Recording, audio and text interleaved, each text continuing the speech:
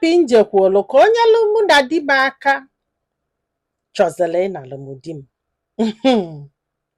Chee, afụkwa anyị asị m na na di na-enwe nsogbu maka nkwụgharị di na-akwụgharị. Ya na-arịọ anya kwụsị ọjụ, ya were aka nne ya ọnyacha, were aka ekpe ya ọnyacha. Ọsị m nne, na ayọsị anya na ọ bụrụ na ọ ma nkwụsị onye ayọsị anya ọ kwụsị ihe dịka a month, 2 months, mpịarara m obidokwa again.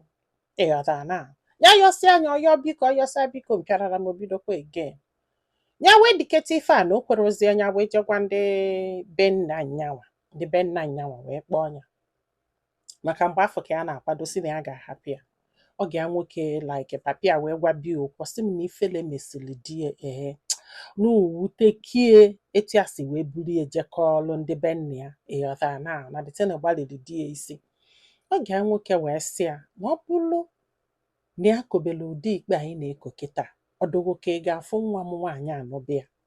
Na ọ bụrụ na m na-eke ụdị ikpe afọ na o nwere ike mụ na nwunye m agbasago okporo ụmụaka. O nwere ike bọsa a ga-eme gofeni ya nwere ike ya nọ na di ya. Ọ bụgodu na ya nọlụ di ya na ụmụaka ama mma ya. Na o nwere ike sef adị ya nwaanyị a kịta atụsi ime mkpuke ịmagolu maka na ife ọbụla ị na-eme is coming back to you in one way or the other. Ọ bụrụ na ị na-apịtọ nwa mmadụ n'ụzọ, mmadụ ga-apịtọkwa nke gị somewhere. Ịghọtago na mgbe ụfọdụ ife ụmụ agbọghọbịa na-efegeli na-apịtọgharịfa na-eme nna na-emebie nọọ na-ebi ife nnafa or somebody melụ nwa mmadụ. For that, na ya bụ nwoke na-akwụba aka ya ọtọ nọ maka na ya dobelu biya ọfụma ka iji wee bata bịa ịnụ nwaanyị. Na ọ bụrụ na ị chọọ ka mmadụ bata be gị ịnụ nwaanyị echi, you have to bring your family together. You have to be that king you are supposed to be. You are now as man of the house. Bring your family together. Ọsị mpapi abasịala ya mba, okwelu yọsịa biko si na ya ga-echenji.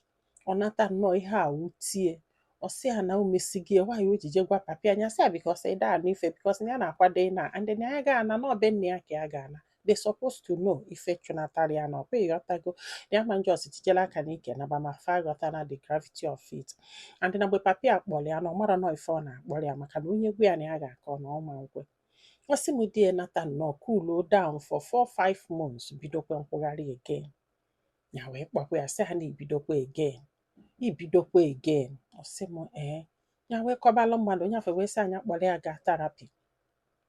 Ya wee kwalụ wee duru ya wee gaba therapy. One lady one so wee gaba wee lụọ wee kọsịala ya o wee sị anọ ọnya na di ya ga-eso wee bịa. Ya wee nata wee gwa di ya na di esolu jabe so diledi bido nyebe ha counseling ya da na nyegide ha nyesie ha na.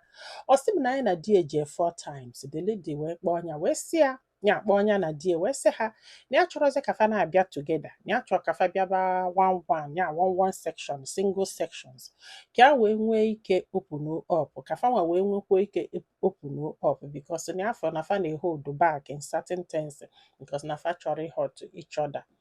Ya wee kwelu so ya bịazi anya aga ya gasịa di ya aga. Ọsị m ya ka di ya na-agazọkwa this lady wee sị ya na nwunye na-ewekwa iwe na nwunye na-ewe iwe na ọ dịrọzi happy na ọ chọrọ ịhapụ this marriage na ọ gwara ya sị ya na ọ bụrụ na ya try isi ya nke na ọ bụrụ na ọ wọkọrọ na ya ga-ahapụ the marriage. Nyanwa bụ di kedu ife ọ na-eche na ọ bụkwa na ọ chọọ na ha ga-achọtali ya mmadụ ma ọ bụ na ọ like azụ nwunye ma ọ bụ na o file na ya chọọzi ife therapy na-agwa mmadụ fatewa nke sef. Di esi ya ọsị ya si ya na ya ga-achọtali onye makali nwunye ma ọ bụ na ọ chọrọ ebe nwunye make go up her mind ịhapụ ya ọ bụ na ọ chọọ ka ya nyeli ya aka. Ọsị m di ene ihe nke anya si ya anyway oke ka achị enye eche di wee nata wee kpọọ anya gwa bịa gwasị anya si ya nne na ya lọvụ ogo na ya mụrụ ụma were akwụgharị ịgwa gị eziokwu na nneke n'ihe therapy ikpe a wee je nyelie. Ịghọtara na ya gwaghị na ya belivere na all this therapy asịra. Ịghọtara na mgbe ụfọdụ na fa so na dị nsogbu na fa na-agbasa marriage mana ikwere na nne ọfụ ndobelu m na tebụl.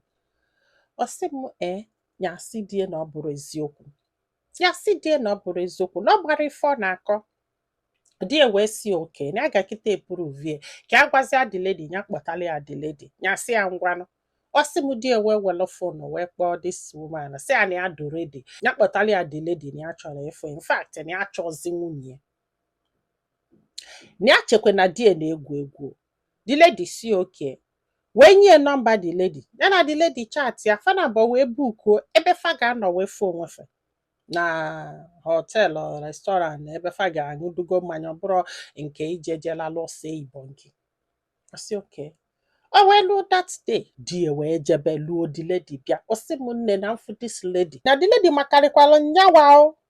Asam pete nwanyi ọ chọtali ya o. Ya na die wee nọlụ wee ka na-akarị na-eri nri na-eme nna na-eme ibie mana ya gwakwa die na ya ga-abịa o mana ya gwara die na ụdị ya ga-eji wee bịa.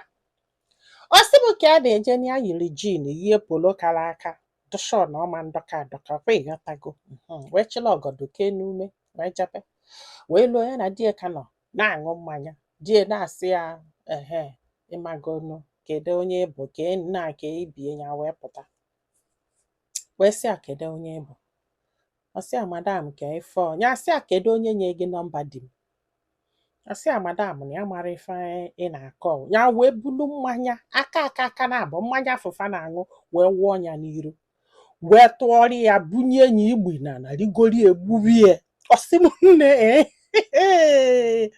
ọ sị m ọkwa ime isi o ji wee bịa ya serikosie wig anụ ma o bu wee bịa ya very expensive wig ya dolili ya welu mbọ ma alụ na o nwere nke ya ejire wee bịa ya ji ife niile wee bịa wee dolikosiche this lady na akpụkpọ ya na-abụ na ọ hapụrụ ebe ọ gbara ọsọ part of the purse o ji wee bịa ma lipstick na ọ hapụrụ ya na the restaurant wee gbanaga adonya vam ọ sị m ọ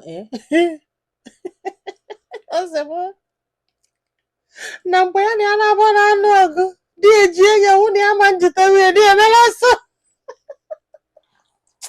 ọ sị m dị emela ọsọ gbafuo gbara n'ụlọ jecheri ya anụcha ọgọrọta ya wee si die na ya chọ ka ya jee visit edu ụgbọala die yọbịa